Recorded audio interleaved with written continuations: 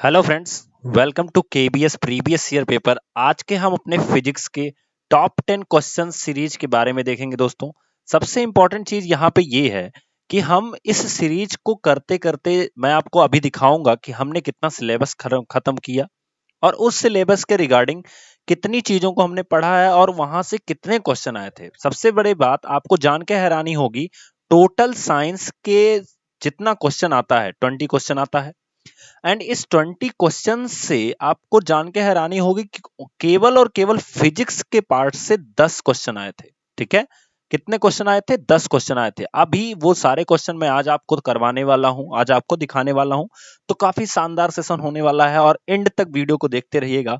हम लोग स्टार्ट करते हैं अपना सेशन और देखते हैं हमने जिस तरह से मैं आपको हर वीडियो में बताता रहता हूं कि कितना हमने पढ़ा है, ये जानना बहुत जरूरी है। ठीक है, तो मैं आपको बताऊं कि मैं आज इसके पहले तक का जितना वीडियो है, 8 से 9 वीडियो है, उन उस उतने वीडियो में मैं इतना टॉपिक आपका खत्म कर चुका हूं।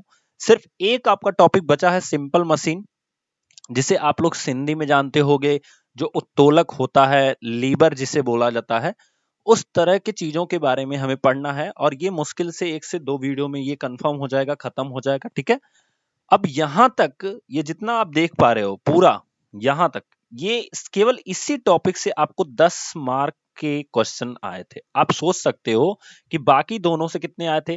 10 मार्क के बाकी दोनों से आए थे। तो अगर आप देखोगे और उनमें से भी 5 मार्क से 6 नंबर तक लगभग लगभग बायोलॉजी से आया था।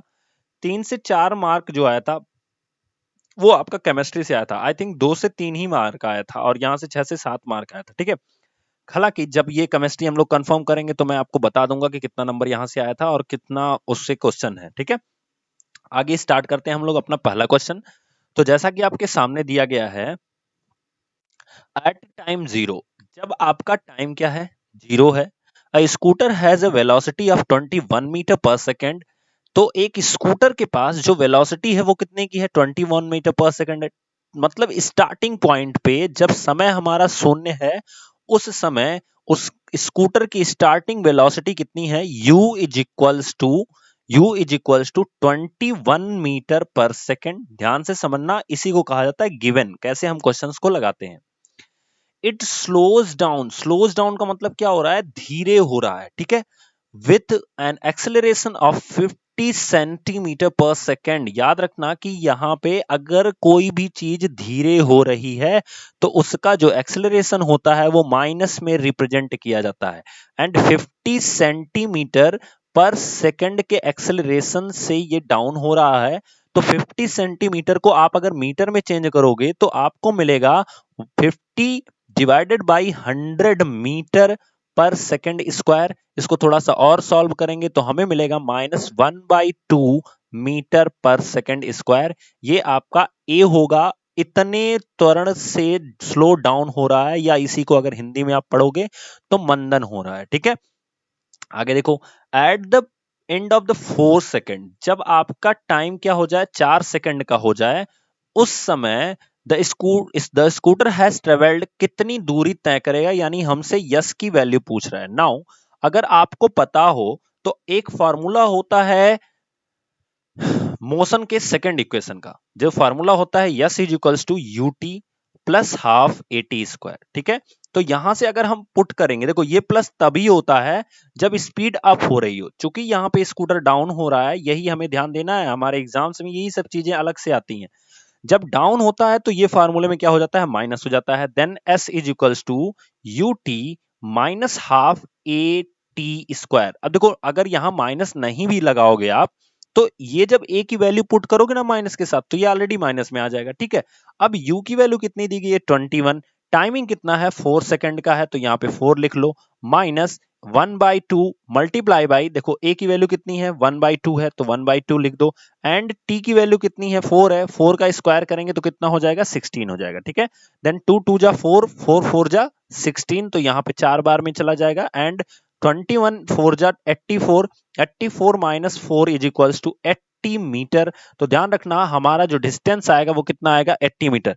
दोस्तों, अगर थोड़ा सा भी आप मिस्टेक करोगे इस माइनस को लेकर के, तो आपका आंसर तुरंत कन्वर्ट हो जाएगा और वो अधिक आ जाएगा, या हो सकता है इन सब आंसर में से कोई और आंसर आ जाए। तो इसलिए हमें ध्यान से लगाना, इस क्वेश्चन को बहुत ध्यान से करना, तो आपका पहला आंसर आता है। एंड पहला ये क्वेश्चन ध्यान रखना, नंबर 1 क्वेश्चन, पहला क्वेश्चन हमें मिला जो कि हमारे प्रीवियस ईयर में आया था, और कहां से है, फिजिक्स से है, और ये चीजें मैं पढ़ाया भी हूं। ठीक है, नेक्स्ट क्वेश्चन देखते हैं।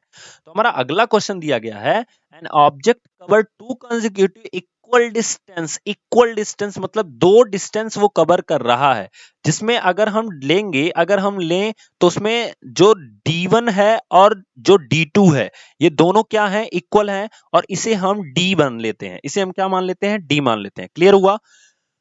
Distance with speed v1 and v2, तो जो d1 है इसको कितने स्पीड से कवर कर रहा है, v1 से, और जो d2 है इसको कितने स्पीड से कवर कर रहा है, v2 से। The average speed of the object, तो अगर एवरेज स्पीड का आप फॉर्मूला देखे होगे तो आपको मिलता है average speed is equals to total distance. क्या होता है, टोटल डिस्टेंस, मैं अपने पिछले वीडियोज में बताया भी था दोस्तों। ठीक है, total distance divided by total taken time, total taken time Hindi में बोलते हैं औसत चाल बराबर कुल दूरी बटा कुल समय। अब देखो कुल दूरी क्या होगी, कुल दूरी होगी हमारी d1 और कुल दूरी फिर d2, यानी हमारे पास क्या मिल गया, d1 प्लस क्या मिल गया, d2। ध्यान देना इस चीज को, समय हमें पता नहीं है तो हम मान लेते हैं कि इस d1 दूरी को v1 वेग से तय करने में जो समय लगेगा वो कितना लगेगा, t1 लगेगा। देखो अब यहाँ पे हमें कॉपी में तो लगाना नहीं है, नहीं तो हमें अच्छे से लिखना पड़ता वहां पे कि सपोज दैट की जो डिस्टेंस ट्रेवल कर रहा है पहली d1 की v1 वेलोसिटी से, उसको ट्रेवल करने में t1 टाइम लगेगा। ऐसा तो करना नहीं है, हमें तो एग्जाम देना है, तो एग्जाम में थोड़ा सा हम देखते हैं बस नॉर्मली कैसे करना होता है। ठीक है, देन एक रिलेशन आपके सामने ये आ रहा है, ठीक है, एंड एक रिलेशन आपके सामने ये आ रहा है। देन आपको पता है कि वेलोसिटी इज इक्वल्स टू क्या होता है। अगर हम थोड़ा सा ध्यान से देखें दोस्तों, तो v1 की वैल्यू कितनी आएगी, v1 is equals to d1 upon t1। ध्यान से समझना, d1 अपान t1। तो हमने यहाँ पे क्या लिया है, टोटल डिस्टेंस तो हमें पता चल गया, टोटल टाइमिंग कितनी है, t1 प्लस t2 है। ठीक है, अब देखो d1 d2 जो है वो दोनों d के बराबर है, तो यहां पे हम लिख सकते हैं d plus D divided by t1 plus t2। याद रखना d प्लस डी कितना हो गया आपका टोटल, तो 2d is equal divided by t1 plus t2। हमें अगर t1 और t2 का जो फॉर्मूला है वो किस फॉर्म में मिल जाए, वो हमें मिल जाए d के फॉर्म में, तो हमें इजी हो जाएगा। अच्छा देखो d1 की भी वैल्यू कितनी है, d है, तो यहां से हम पुट कर सकते हैं d अपान t1, और t1 की वैल्यू हमें निकालनी है बिकॉज t1 और t2 हमें निकालना है। देन यहां से t1 कितना होगा, देखो v1 is equals to d upon t1, तो t1 को इधर भेज दो, v1 को इधर लेते आओ, तो हमें क्या मिलेगा, t1 is equals to d upon v1। ध्यान देना अगर t1 है तो v1 है। इसी तरह से जब हम सॉल्व करेंगे तो t2 is equals to d upon v2 मिलेगा। क्लियर? तो हमारा ये इक्वेशन यहां से, दूसरा इक्वेशन यहां से मिल गया। अब इसको अगर हम सॉल्व करेंगे यहां पे तो हमें मिलेगा 2d डिवाइडेड बाई, यहां पे t1 प्लस t2 दोनों पूछा है तो इन दोनों को हम जोड़ देते हैं, तो जब हम जोड़ेंगे तो हमें मिलेगा t1 plus t2 is equals to d upon v1 plus d upon v2। इसको सॉल्व करोगे दोस्तों तो आपको क्या मिलेगा, तो आप देखो एलसीएम हमारा हो जाएगा v1 v2, यहां से हम सॉल्व करेंगे तो हमें मिलेगा, आप देखिए ध्यान से, v1 से v1 कैंसिल होगा, v2 बचेगा और इसका इसमें मल्टीप्लाई कराते हैं, देन हमारा हो जाएगा v2d प्लस v2 से v2 कैंसिल, v1 बचेगा, v1 का इसमें मल्टीप्लाई कराते हैं v1d। अब दोनों में क्या कॉमन है, d कॉमन है, तो इसको हम लिख सकते हैं d common v1 plus v2 divided by v1 v2, और यही वैल्यू हम पुट करेंगे कहां पे, इस t1 प्लस t2 की जगह पे, तो हमें मिलेगा d v1 plus v2 divided by v1 v2। Clear? अब देखो ये d से d कैंसिल, और ये जो v1 v2 है ये एकदम ऊपर चला जाएगा, इसके पास चला जाएगा 2 के पास, तो हमारा आंसर क्या हो जाएगा, देखो ध्यान से, 2 times v1 v2 divided by v1 plus v2। तो यही हमारा ऑप्शन भी दिया गया है, ध्यान से देखिएगा, लास्ट वाला जो ऑप्शन दिया गया है वो यही दिया गया है। ठीक है, मतलब 2 गुना होगा v1 और v2 and divided by v1 plus v2। तो इस तरह से हमारा सेकंड क्वेश्चन सॉल्व होता है। दोस्तों अगर आपको समझ में आ रहा है तो प्लीज जरूर से जरूर एक बार वीडियो को लाइक कीजिए एंड जरूर से जरूर शेयर कीजिए, बिकॉज इस सब चीजों के लिए आपकी कोई फीस नहीं ली जाती है, आपसे कोई फीस नहीं मांगी जाती है। इसलिए कम से कम आप यहाँ पे शेयर तो कर सकते हैं। एंड आई होप आपको जिस तरह से ये चीजें समझ में आ रही होंगी, आप जरूर से जरूर शेयर करोगे। फटाफट अपने इंस्टाग्राम, फेसबुक 1 मिनट का टाइम निकालो और हर जगह शेयर कर दो फटाफट, ठीक है। चलो आगे बढ़ते हैं। नेक्स्ट क्वेश्चन दिया गया है, an open jeep is moving on a straight path with a uniform velocity. एक खुली हुई जीप है जो कि एक सरल रेखीय पथ पर एक समान वेग से गतिमान है। जैसे मान लो ये आपका एक रास्ता है और एक जीप है। ओपन जीप का मतलब जानते हो, जैसे कि कुछ जीप आप देखे होंगे जिसमें आपका इस तरह से बना होता है, शीशा लगा होता है, बट उसमें क्या होता है कि ये जो छत होती है ये नहीं होती है, तो ये छत नहीं है, ठीक है। और जीप में सीट है, तो सीट है, और उसकी तरह से जो जीप है वो क्या है, टोटल टोटल ओपन है, ठीक है। तो हम कह सकते हैं कि जो जीप है वो ओपन है और इस तरह से ये मूव कर रही है आगे की तरफ, ठीक है। अब क्या कह रहा है, a person sitting on the front seat projects a ball velocity upwards. तो एक इंसान है जो फ्रंट सीट पे बैठा है और वो क्या कर रहा है, एक बॉल को ऊपर फेंक दे रहा है, एक बॉल को क्या कर रहा है, ऊपर फेंक दे रहा है। After some time the ball तो बॉल क्या होगी, falls back on his hand, falls in front of the jeep, falls on the back seat of the jeep, falls outside of the jeep, ठीक है। उसके पहला बॉल क्या होगी, उसके हाथ पर गिरेगी, जमीन के सामने गिरती है, सॉरी जीप के सामने गिरती है, जीप की पिछली सीट पे गिरती है, जीप के बाहर गिरती है। तो याद रखना कि ये जो आप पढ़ रहे हो ना, यहाँ पे ये जो आप पढ़ रहे हो ये क्या होता है, ये सेकंड लॉ ऑफ मोशन, जहां से आपका मोमेंटम निकलता है, वो ध्यान देना, वहां से इस सब चीजों के बारे में बात की गई है, ठीक है। तो मोमेंटम का मतलब क्या होता है, चूंकि ये जो जीप है वो यूनिफॉर्म वेलोसिटी में है। अगर आप ध्यान से पढ़ोगे, यही आपको ध्यान देना है, एग्जाम्स के क्वेश्चंस में यही एक दो वर्ड्स होते हैं जो आपका पूरा क्वेश्चन सॉल्व करा देंगे। अब जब यूनिफॉर्म वेलोसिटी से जीप जो है आगे बढ़ रही है, देन आप समझ लो कि ये जो बॉल होगी ये हमेशा उस जो इंसान फेंका है उसी की गोद में आके गिरेगी। जैसे आप कभी भी साइकिल चलाना, मैं आपको बता रहा हूं प्रैक्टिकली करना, साइकिल जब चलाना आप किसी रोड पे, ठीक है, अगर आप यूनिफॉर्म वेलोसिटी से चला रहे हो, एक नॉर्मल स्पीड से चला रहे हो, तो जब आप बॉल को ऊपर फेंकोगे ना, तो फिर बॉल आपके ही पास गिरेगी, भले ही आप ट्रेवल कर रहे हो, ठीक है। क्यों, क्योंकि आप वेलोसिटी एंड मास कुछ होगा बॉल का, एंड आपकी जो वेलोसिटी है उसका जो मल्टीप्लाई होता है यू, अगर उसकी आप फेंक रहे हो तो वो आपका यू हो जाएगा, यानी इनिशियल वेलोसिटी हो जाएगी।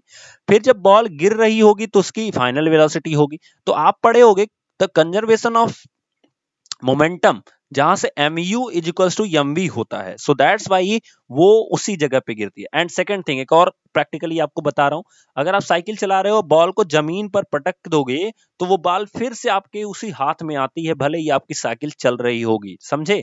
तो ये दोनों चीजें आपके न्यूटन के लॉ से पूछती हैं। एक चीज मैं आपको बता रहा हूं कि न्यूटन का जो तीनों मोशन का लॉ है वहां से जरूर से जरूर क्वेश्चन आते हैं। तो आप 3 मोशन के लॉ याद कर लो और उनमें से एक क्वेश्चन आपको मिल ही जाना है। यहां तो हम लोग 2-3 देखेंगे अभी, ठीक है। तो ये हमारा हो गया पहला क्वेश्चन जो कि न्यूटन के लॉ से आया है, जिसमें हमारी जो बॉल होगी वो कहां गिरेगी, उसके हाथ में गिरेगी, जो उसे क्या किया है, ऊपर की तरफ उछाला है। क्लियर हुआ, ठीक है। अगला देखते हैं, an object of 40 KG an object of mass 40 kg moving along a straight line with a horizontal velocity of 15 metre per second. एक ऑब्जेक्ट है, अगर मैं बनाऊं उसे, ध्यान से समझना, एक ऑब्जेक्ट है 40 केजी का, कितने का है, 40 केजी का है, मूव कर रहा है एक हॉरिजॉन्टल लाइन पे, कितनी वेलोसिटी से मूव कर रहा है, तो वेलोसिटी इसकी है, अगर आप देखोगे तो ये मूव कर रहा है 15 मीटर पर सेकेंड से, ठीक है। अब क्या कर रहा है, the stick collides and stick to a stationary wood block of mass 10 KG. एक रास्ते में देखो ये मूव कर रहा है 15 मीटर पर सेकंड से, रास्ते में एक वुड का ब्लॉक है, वुडन ब्लॉक है, जिसका मास कितना है, 10 केजी है।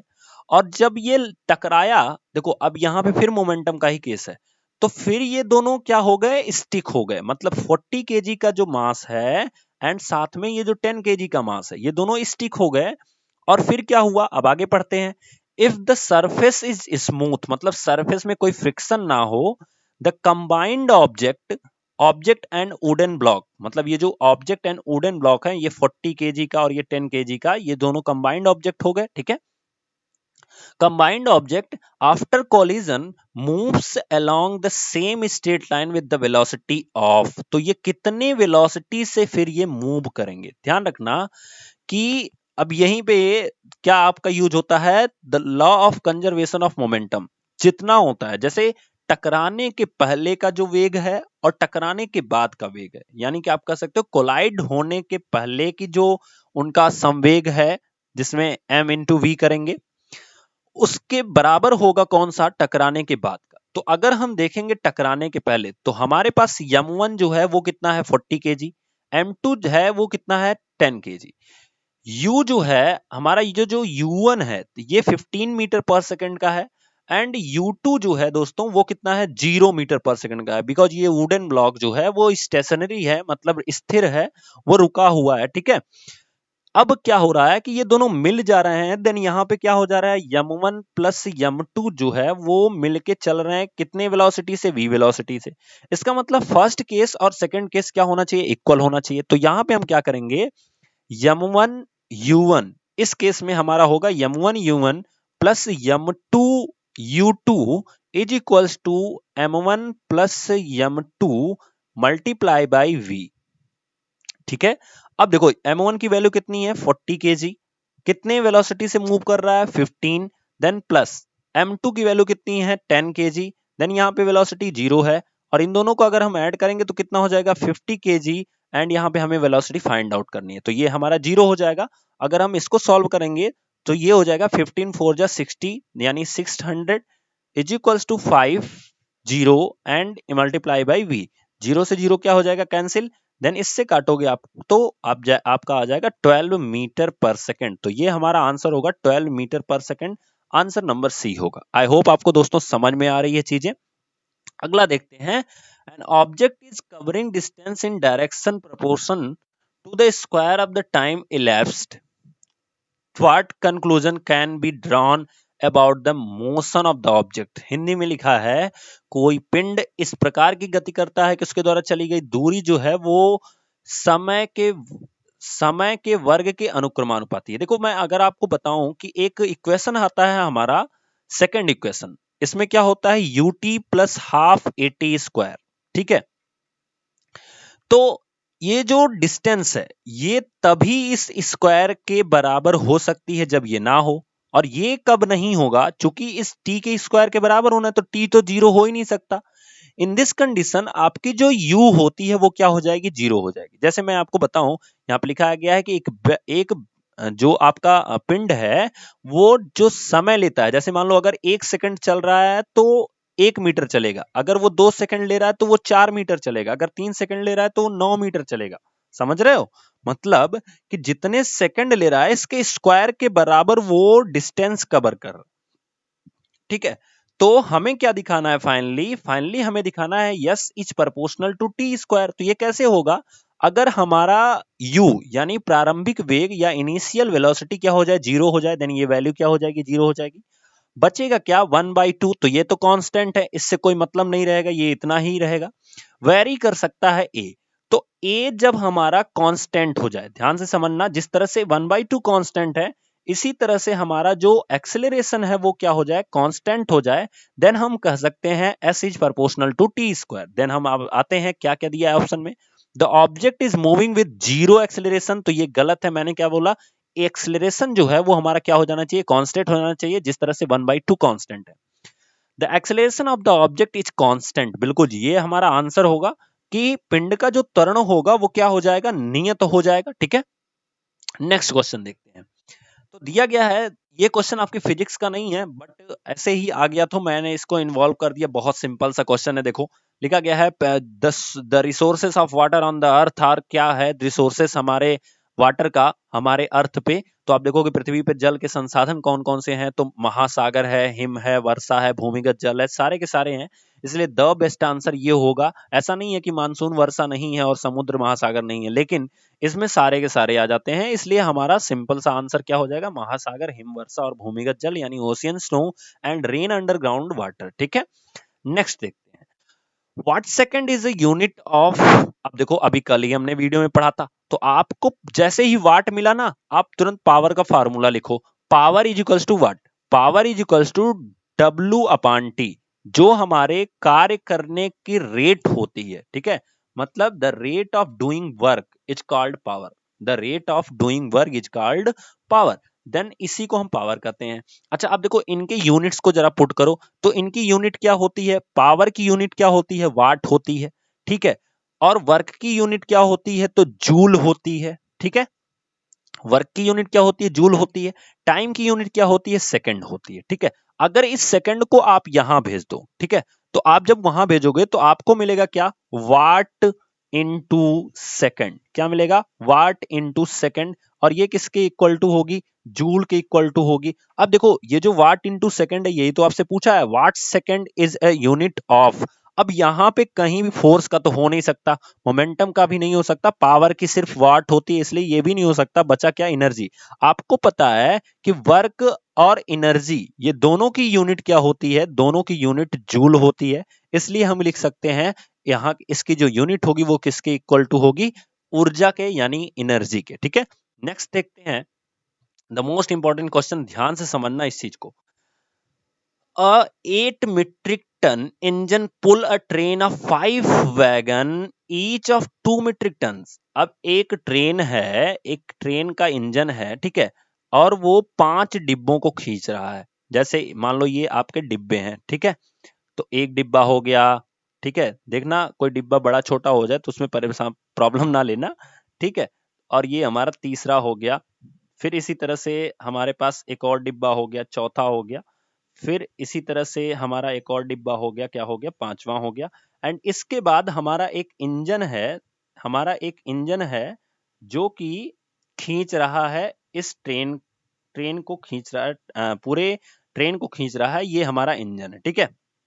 अब होता क्या है देखो ध्यान से, और ये एक एक डिब्बे जो हैं वो कितने कितने के हैं, 2 metric ton, 2 metric ton means 2000 KG के हैं, ये भी कितने का है, 2000 केजी का है, ये भी कितने का है, 2000 केजी का है, ये भी कितने का है, 2000 केजी का है, एंड ये भी कितने का है, 2000 केजी का है, एंड फाइनली जो हमारा इंजन है वो 8000 केजी का है, ठीक है।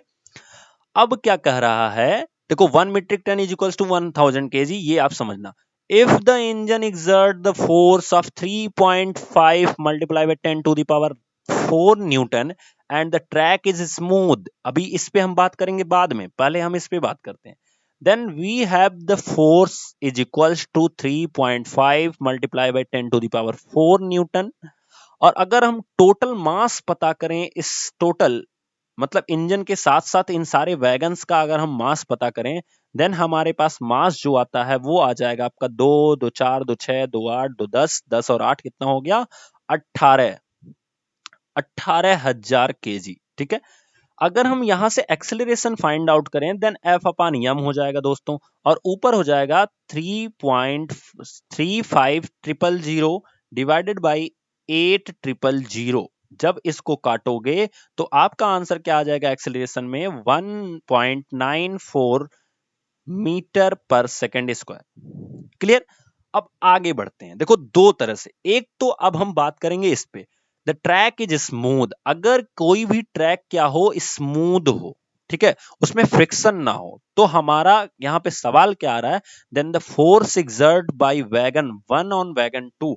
अब अगर देखो ध्यान से समझना, अगर मैं मान लो इस इंजन को हटा देता हूं थोड़ी देर के लिए, इस इंजन को क्या कर देता हूं, हटा देता हूं, तो हमारे पास क्या है, ध्यान से देखो, अभी हम थोड़ा सा इसको इंजन को हटा देते हैं, तो अगर हम इंजन को हटा दे दोस्तों तो हमारे पास क्या बचा, बचा क्या, ये 5 डिब्बे बचे, और इन 5 डिब्बों में ये जो 5 डिब्बे हैं, ठीक है, ये 5 डिब्बे क्या कर रहे हैं, पहला जो डिब्बा है यानी ये वाला डिब्बा, ये इस पे कितना फोर्स लगा रहा है ये आपसे पूछा गया, तो इसका मतलब क्या है, ये इसको पुल कर रहा है, खींच रहा है इधर की ओर, ठीक है।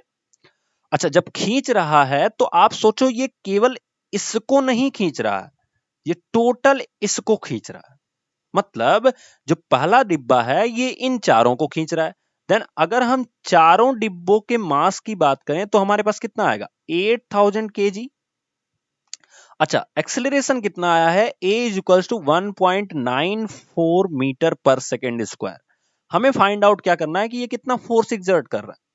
Then F is equals to m into a. आप जब मल्टीप्लाई कराओगे 8000 मल्टीप्लाई बाई 1.94, आपका आंसर आएगा 15550। ठीक है, ये आपका आंसर आएगा। अब देखो ध्यान से समझना, चूंकि ये हमारे ऑप्शन में ही नहीं दिया गया है, ठीक है, तो जब ऑप्शन में नहीं दिया गया है तो हमको क्या लगाना होगा। अब देखो यहाँ पे 1.4 multiply by 10 to the power 4 दिया गया है, बट ये ऑप्शन में है ही नहीं, तो हम क्या लगाएंगे। Now focus on the question, track is smooth. अगर कोई ट्रैक स्मूथ है तो हर डिब्बे पे उतना ही फोर्स लगेगा जितना कि इंजन द्वारा लगाया जा रहा है। इंजन कितना लगा रहा है, मैंने अभी आपको बताया शुरू में इंजन कितना लगा रहा है, तो आपको पता होगा कि इंजन कितना लगा रहा है। तो इंजन जो है वो लगा रहा है कितना, 3.5 multiply by 10 to the power 4 newton. इसलिए हमारा यहां पे अगर आप देखो, अगर ये ऑप्शन सही होता तो ये दिया होता, बट ये सही ही नहीं है। आप अपने एग्जाम में इस तरह से भी लगा कर चेक कर सकते हो, ये दिया ही नहीं है, सही नहीं है। सो हमारे पास एक ही ऑप्शन बचता है, वो बचता है 3.5 multiply by 10 to the power 4 newton. आप कहोगे सर ये क्यों पॉसिबल हो रहा है, because of track is smooth. अगर ट्रैक स्मूथ है देन वही फोर्स सबके ऊपर लगता जाएगा। ठीक है, जैसे अब आगे हम लोग बढ़ते हैं, अपना नेक्स्ट क्वेश्चन देखते हैं।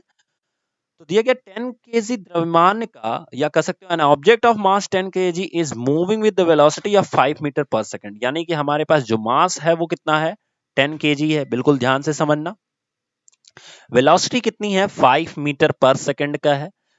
If the velocity of the object is triplet, तो अगर हम इसको क्या कर दें, ट्रिपलेट कर दें, इसका मतलब हमारी जो न्यू वेलोसिटी है, वेलोसिटी न्यू जो है वो कितनी हो जाएगी, 15 मीटर पर सेकंड की हो जाएगी। ठीक है, और मास इतना ही है, 10 केजी का है। ठीक है, आपसे क्या पूछा है, the change in the kinetic energy of the object is. तो अगर हम दो केस ले लेते हैं, ये हो गया हमारा फर्स्ट केस और ये हो गया हमारा second case, then find out the first case kinetic energy. तो काइनेटिक एनर्जी इनटू फर्स्ट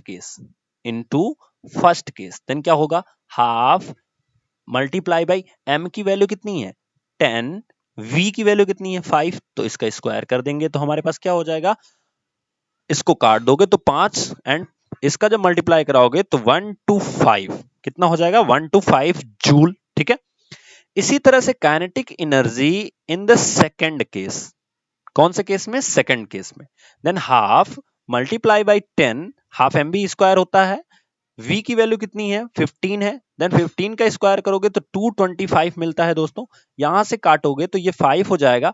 अब जब मल्टीप्लाई कराओगे, ध्यान से समझना, यहाँ पे अब जब मल्टीप्लाई कराओगे तो आपके पास कितना मिलेगा, 5 5 जा 25, देन यहाँ पे 5 हो गया, बचा कितना 2, 5 2 जा 10, 10 और 2 कितना हो गया 12, तो यहाँ पे फिर 1 कैरी हुआ, 5 2 जा 10 एंड यहाँ पे 12। ठीक है, तो इस तरह से इतना जूल हुआ। अब आपसे पूछ रहा है कितना चेंज हुआ, वो भी परसेंटेज में आपसे पूछ रहा है, तो जरा ध्यान से देखना, आप चेंज निकालो तो चेंज कितना होगा, तो change is equals to, second में से हम फर्स्ट वाला माइनस करेंगे, देन चेंज हमारे पास कितना आ गया 1000। ठीक है, अब चूंकि हमें परसेंटेज निकालना होता है तो हमेशा हम प्रीवियस वाले के बेस पे परसेंटेज को फाइंड आउट करते हैं। ठीक है, तो चेंज कितना हुआ 1000 जूल का चेंज हुआ। ठीक है, आगे देखते हैं, अब हमारे पास परसेंटेज जब हम निकालेंगे, ठीक है, परसेंटेज जब हम फाइंड आउट करेंगे तो हमारे पास क्या आएगा, तो हमारे पास आएगा 1000 एंड हम प्रीवियस के बेस पे निकालेंगे यानी 125 के बेस पे निकालेंगे। ठीक है,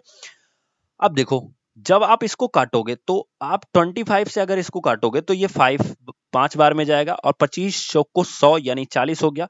देन यहाँ पे अगर आप देखोगे तो आपका ये कितना आ रहा है, ये 225 करके एंड परसेंटेज के लिए यहाँ पे मल्टीप्लाई भी करना होता है तो 100 से मल्टीप्लाई कराएंगे, देन 5 8 जा 48 और 100 का मल्टीप्लाई करोगे आप तो 800% आपका आंसर आ जाएगा।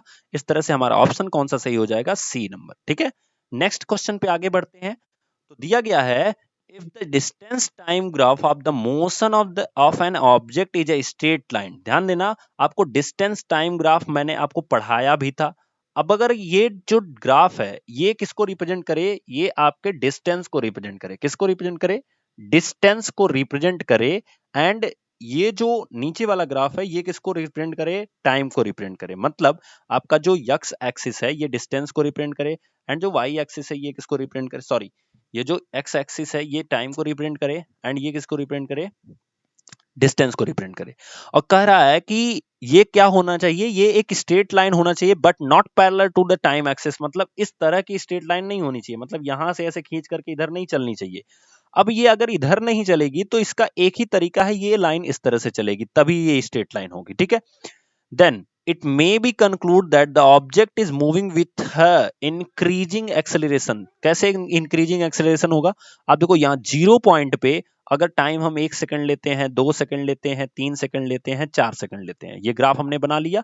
डिस्टेंस अगर हम लेते हैं 10 मीटर, 20 मीटर, फिर उसके बाद 30 मीटर, इस तरह से ये बढ़ रही है। मतलब 1 सेकंड में अगर वो 10 मीटर की डिस्टेंस को कवर कर रहा है, देन अगले दूसरे सेकंड में कितना कर रहा है, फिर 10 मीटर कवर कर, मतलब इंक्रीज कर रहा है। अगर इंक्रीज नहीं करता तो ये ग्राफ की जो लाइन जा रही है ये इस तरह से मुड़ जाती, डिक्रीज अगर करता मुड़ जाती, या अगर रुक जाता एक्सेलरेशन तो आपकी इस तरह से चलना शुरू हो जाती, ठीक है। तो 3 कंडीशन आपकी पैदा हो सकती है, जब ये इंक्रीज करेगा तभी इस तरह से ये बढ़ता जाएगा और कांस्टेंट इंक्रीज कर रहा है। अगर ये रुक जाएगा एक पॉइंट पे जाकर के तो ये पैरेलल हो जाता है टाइम एक्सिस के, और अगर डिक्रीज करता है तो ये टाइम एक्सिस की ओर चलना शुरू हो जाता है। देन ये 3 कंडीशन है, याद रखना। अगर पैरेलल दे दिया तो ये समझ लो कि जो उसका कांस्टेंट है, जो इसकी एक्सेलरेशन है वो कांस्टेंट हो गया है। अगर वो नीचे जा रहा है तो ये समझना कि ये क्या कर रहा है, डिक्रीज कर रहा है। तो हमारा आंसर क्या हो जाएगा, इंक्रीज करेगा। सीधी भाषा में हिंदी में भी समझ लो, यदि कोई पिंड दूरी समय ग्राफ पर एक सरल रेखा है परंतु वह समय अक्ष के समांतर नहीं है, मतलब इस तरह से नहीं है, तो वो बिल्कुल इस तरह से होगा, ठीक है। यह निष्कर्ष निकाला जा सकता है कि उसकी जो त्वरण है वो क्या है, नियत है। एक्सेलरेशन क्या है, सॉरी एक्सेलरेशन क्या है, उसमें वृद्धि हो रही है, इंक्रीज कर रहा है, ठीक है। नेक्स्ट क्वेश्चन देखते हैं। एंड ये क्वेश्चन दोस्तों मैं आपको होमवर्क की तरह देता हूं, इसका आंसर मुझे कमेंट बॉक्स में बताइएगा। बट क्यों मैं इसको अभी करा नहीं रहा हूं, बिकॉज मैंने अभी आपको सिंपल मशीन का जो एक टॉपिक है वो पढ़ाया नहीं है, और जब मैं उसको पढ़ा दूंगा देन आपको यहां से क्वेश्चन आपको बनने शुरू हो जाएंगे, और यही है वो लेबर का question. Then third class of labour के बारे में यहाँ पे बात की गई है, थर्ड क्लास ऑफ लेबर के बारे में बात की गई है, ठीक है। अब देखो यहाँ पे the labour of third order, तीसरे ऑर्डर के लेबर के बारे में बात की गई है। तो बस यही चीज हमें ध्यान से देखना है कि सिंपल मशीन जब हम पढ़ा देंगे तो आपको ये पूरा का पूरा कॉन्सेप्ट क्या हो जाएगा, क्लियर हो जाएगा। बट क्वेश्चन को समझा देता हूं मैं। लिखा गया है, consider the following statement in the context of the labours of third order. अब इसको क्या करना है, थर्ड ऑर्डर में कौन कौन सी चीजें इसमें सही हैं वो आपको बताना है। In this labour the effort is between the fulcrum and load. जो इफर्ट होता है वो फल्क्रम और लोड के बीच में होता है, ठीक है। देखो इफर्ट क्या होता है और लोड क्या होता है मैं आपको बताता हूं। आप एक प्लास देखे होंगे जिससे कोई चीज दबाया जाता है, जो आप लोग देखे होंगे वहां पे यूज करते हैं, मैक्सिमम जो यूज करते हैं, क्या नाम है ये जो लाइन वाइन बनाते हैं वो तार को पकड़ने का काम करते हैं, ठीक है। वो कुछ इस तरह से होता है, कुछ इस तरह से होता है, ठीक है, और कुछ इस तरह से होता है, ठीक है। और यहाँ पे हम फोर्स लगाते हैं, ठीक है। हम फोर्स यहां लगाते हैं, या कह सकते हो इफर्ट यहां करते हैं, ठीक है। हम इफर्ट यहां करते हैं और यहां पे हमारा लोड होता है, ठीक है। तो ये ऐसा पॉइंट है, इस पॉइंट को हम क्या कहते हैं, इस पॉइंट को हम फलक्रम कहते हैं, फलक्रम कहते हैं। देखो ये हमारा क्या होता है, लोड होता है। जब मैं पढ़ाऊंगा ना तो बहुत मजा आएगा इसको पढ़ने में। और ये इफर्ट हो गया, यहां से हम इसको दबाते हैं, और ये हमारा फलक्रम है। तो ये काम क्या करता है कि जो मेटल्स की प्लेट्स होती हैं, जैसे आप तार को जब काटते हो तो उसको ये काट सकता है, मोटे मोटे तार जो हमारे कह सकते हो पोल्स पे लगे होते हैं, जो लाइट वाले खंभे होते हैं उनके ऊपर लगे होते हैं, ठीक है। तो थर्ड श्रेणी का जो होता है उसमें क्या होता है, तो देखो एक फार्मूला आता है, मैं हिंदी में जब पढ़ाऊंगा आपको, अभय, और यही अभय फार्मूला इस तरह से भी लिखा जाता है, ठीक है। तो आपको क्या समझना है, ध्यान से समझना। पहली श्रेणी में ये जो आलंब है, आलंब, ये हमारा क्या होता है, बीच में होता है, बिल्कुल ध्यान से समझते रहना। फर्स्ट में क्या होता है, ये बीच में होता है। सेकंड वाले में जो हमारा लोड होता है ये बीच में होता है। आलम मतलब क्या होता है, ध्यान समझो, आलम मतलब क्या होता है कि अब जो हमारा ये फलक्रम होता है, ये जो पॉइंट होता है जहां से वो मूव कर सकता हो, ठीक है। तो पहली श्रेणी में ये बीच में होता है, जैसे कि आप देख रहे हो ये प्लस, इसमें ये क्या है, बीच में है।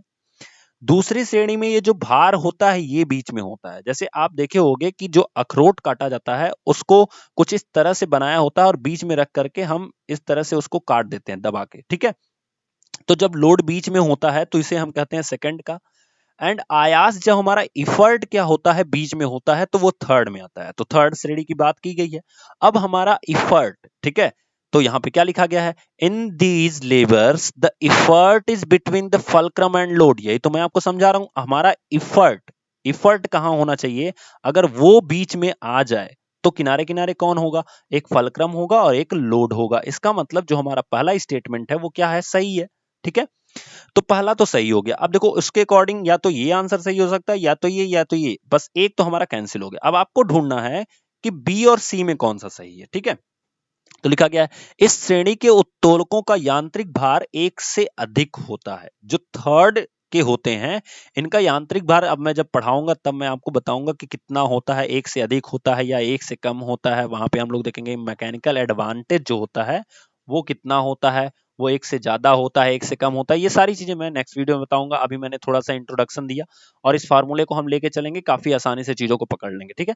तब तक के लिए थैंक यू दोस्तों। अगर आपको वीडियो पसंद आई हो तो जरूर कमेंट बॉक्स में मुझे बताइएगा। तब तक के लिए थैंक यू सो मच।